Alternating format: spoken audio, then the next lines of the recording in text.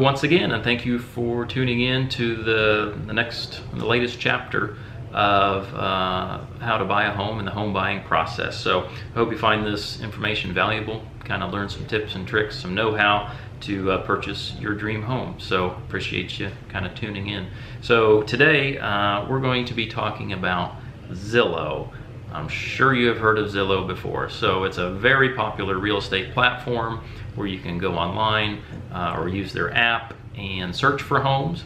You can put in your parameters and see what pops up, use the map feature, things like that. So the way Zillow works is that if I go to list a home as the listing agent, I upload that data, information about the home, pictures, things like that, into our local MLS. And we allow for third parties to come in and grab that data and display on their website. So, the listing that I put up personally is not only on the Wagner website, it can be on any website, and basically anywhere in the world somebody could take a look at what's for sale, anywhere, basically. So Zillow is one of those third-party companies, and they pull our data feed, and that's why you can see the homes that you see online for sale. So that's all well and good. Very popular company, very big company, and very easy platform to kind of navigate. There's some hiccups with the platform, and so there have been times where they're pulling incorrect data. It could be old data, it could be just completely wrong data. So some examples in my experience has been, again, listing a home, uploading it, they pull the feed, and they could have basically the wrong square footage, the wrong bed and bathroom count, things like that. And then I've also had a couple where, extremely frustrating for the agent, they posted just the completely wrong pictures of the home. So I can remember, and I've had to go both ways. So I had this just an extremely nice house for sale, and they pulled these just dump of a picture. Not sure how that happened. So I was getting phone calls, and it was kind of a stressful situation. And then it actually happened the other way too, to where, I had what I would consider a lower market home, and it pulled just this awesome house in the local school district, and everybody was clamoring to find out more information because the price point was so low, and it was just an awesome looking house. It was the wrong house. So you just have to take some of their properties for sale with a grain of salt and contact me to verify some of the data that you may be seeing on their platform.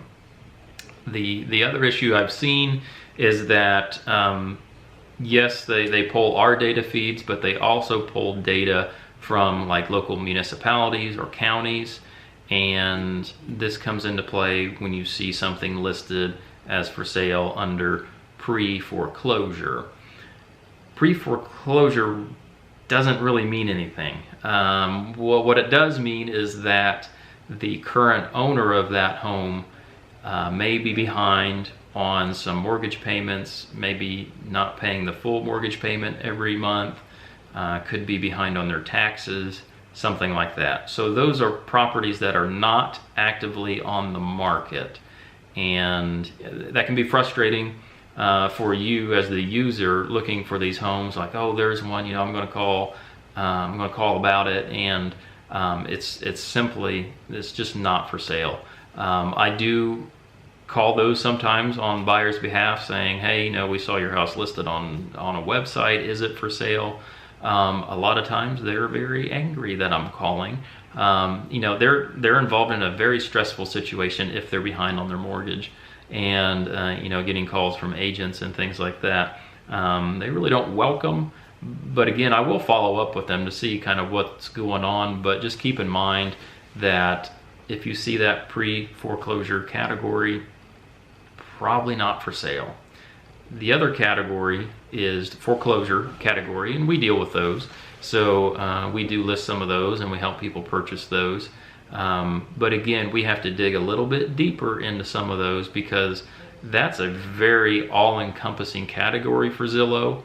And a lot of foreclosures are basically on the market, and we can go out and look at them, if you want to, and they're in the local MLS, things like that.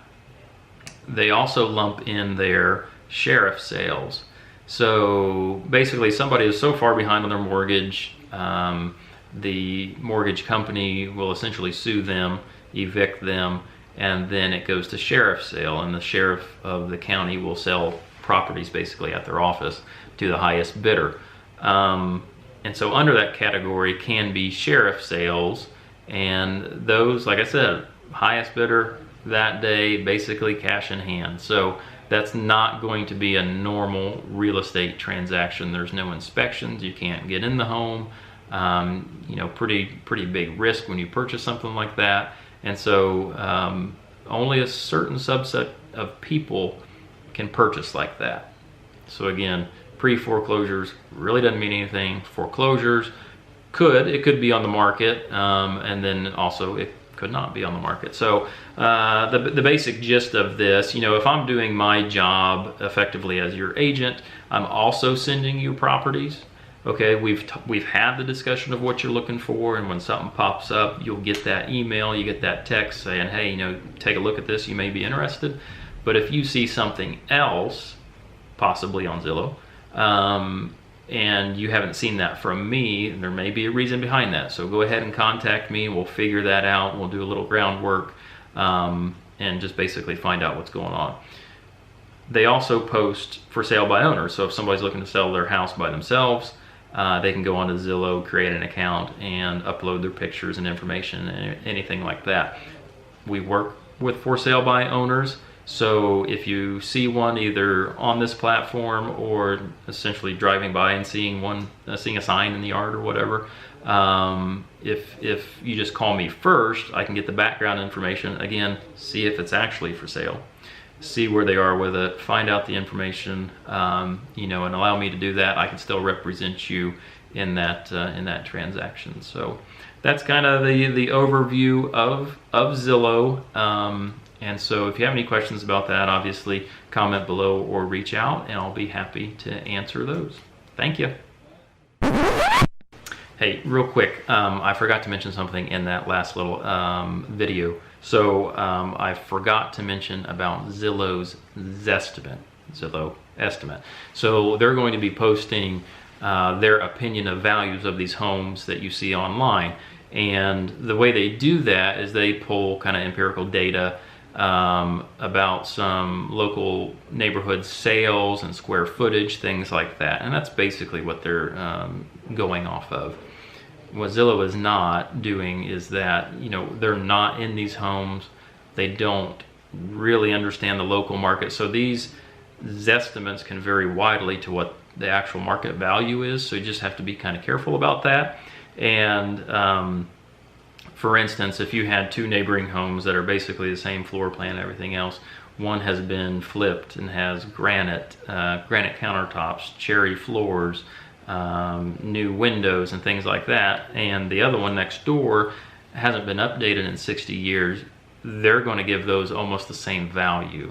Obviously that's not correct.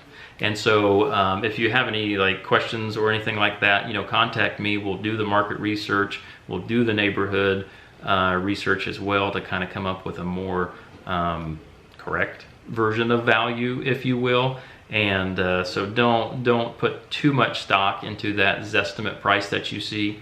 And really, okay, this is a buyer series, but if you're looking to sell your home, maybe you're watching this series, you need to sell, and then you're going to buy, you know, don't put too much stock in that figure they put on your home. I get calls a lot to where people are either really depressed and they say, oh man, this number I found online, which usually means the Zestimate, says it's only worth this, but I owe more than that, and I spent more than that.